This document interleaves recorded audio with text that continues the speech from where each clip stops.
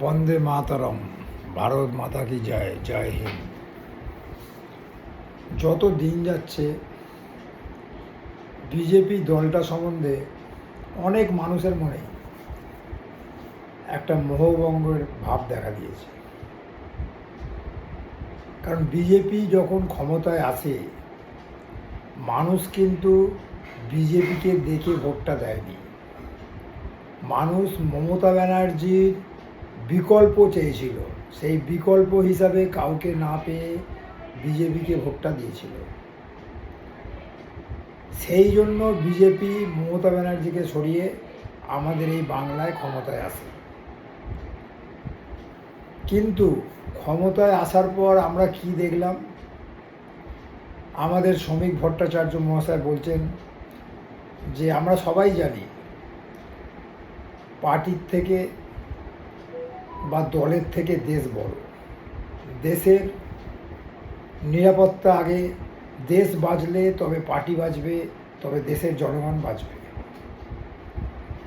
কিন্তু এই সব নেতারা বলেছিলেন টিএমসির কাউকে বিজেপিতে নেওয়া হবে না।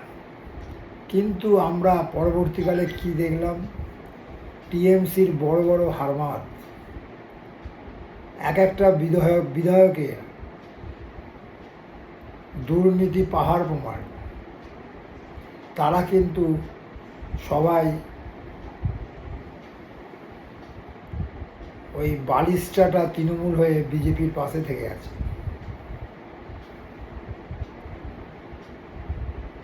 সাংসদদেরও সেই একই জিনিস দেখলাম।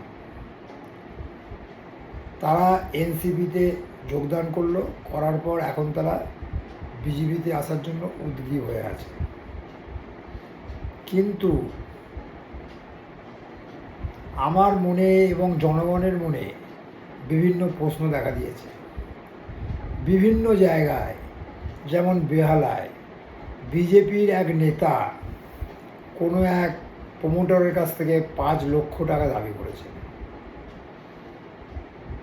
আমাদের বিজেপির মধ্যে কেন এরকম হবে? কেন এইরকম থাকবে? তাহলে তো আমাদের পার্টি আর টিএমসির পার্টিটা একই হয়ে গেল। এইসব যে সমস্ত বিধায়কের বিরুদ্ধে এই সমস্ত অভিযোগ আসছে তাদের সঙ্গে সঙ্গে সাসপেন্ড করে দেওয়া উচিত। আবার কি দেখছি? বিজেপির বিভিন্ন সাংসদ তারা কি করছে না, শ্যামাপ্রসাদ মুখার্জিকে বড় করে তুলতে গিয়ে নেতাজি সুভাষচন্দ্র বসুর আমাদের দেশ স্বাধীন করতে গেলে যে অবদান তাকে ছোট করছে। বলছে নেতাজি সুভাষচন্দ্র বসুর যে আজাদিন বাহিনীর সৈনিকেরা নাকি গুন্ডা ছিল। এইসব দেখলে মনে স্বাভাবিক প্রশ্ন জাগবে, শ্যামাপ্রসাদ মুখার্জির নিশ্চয়ই অবদান আছে, তার সঙ্গে নেতাজির অবদানকে তো গোলালে চলবে না। আজকে সেই নেতাজির আজাদিন ফৌজ দেশ স্বাধীন করতে যে অবদান আছে, তার জন্য আমাদের ভারতবর্ষের বর্তমানে যেসব সংসদ, তারা সংসদে গিয়ে বসছেন কার জন্য? এই নেতাজি সুভাষচন্দ্র বসুর জন্য। তিনি আপোষহীন সংগ্রাম করেছিলেন, সংগ্রাম করে ভারতবর্ষকে স্বাধীনতার দোরগোড়ায় পৌঁছে দিয়েছিলেন। সেই সাংসদেরা নেতাজিকে অপমান করার কোনো অধিকার তাদের নেই। তাহলে আমরা কি দেখছি? বিজেপি দলটাতে এই সাংসদ, বিধায়ক তারা বিভিন্ন জন বিভিন্ন রকম কথা বলছেন, বিভিন্ন রকম তোলা আদায় করছেন। স্থানীয় বিজেপি নেতারা আমরা তো এটা চাইনি।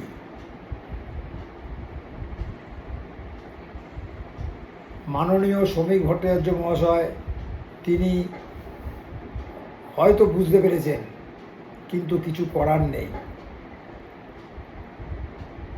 দেশকে বাঁচাতে গেলে এই চোর সাংসদ, এই চোর বিধায়ক, এদেরকে নিতেই হবে, কিচ্ছু করার নেই।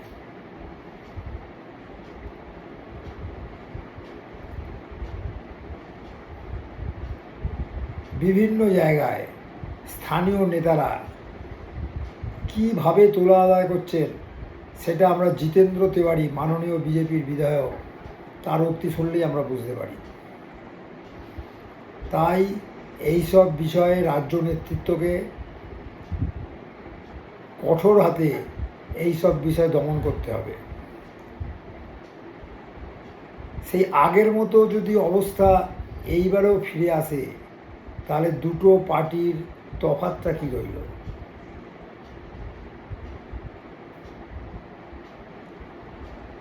সে আগে যেরকম তোলাবাজি চলতো, এখনও বিক্ষিপ্তভাবে কিছু কিছু জায়গায় সেই তোলাবাজি চলছে, এটা আরও বাড়বে।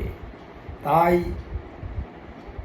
সমূলে এদের উৎপাটন করে দিতে হবে। প্রথম অবস্থায় না করলে এরা এই শেকড় কিন্তু গজিয়ে গেলে এই পার্টিটার অবস্থা কিন্তু পরবর্তীকালে আবার টিএমসির মতো হবে।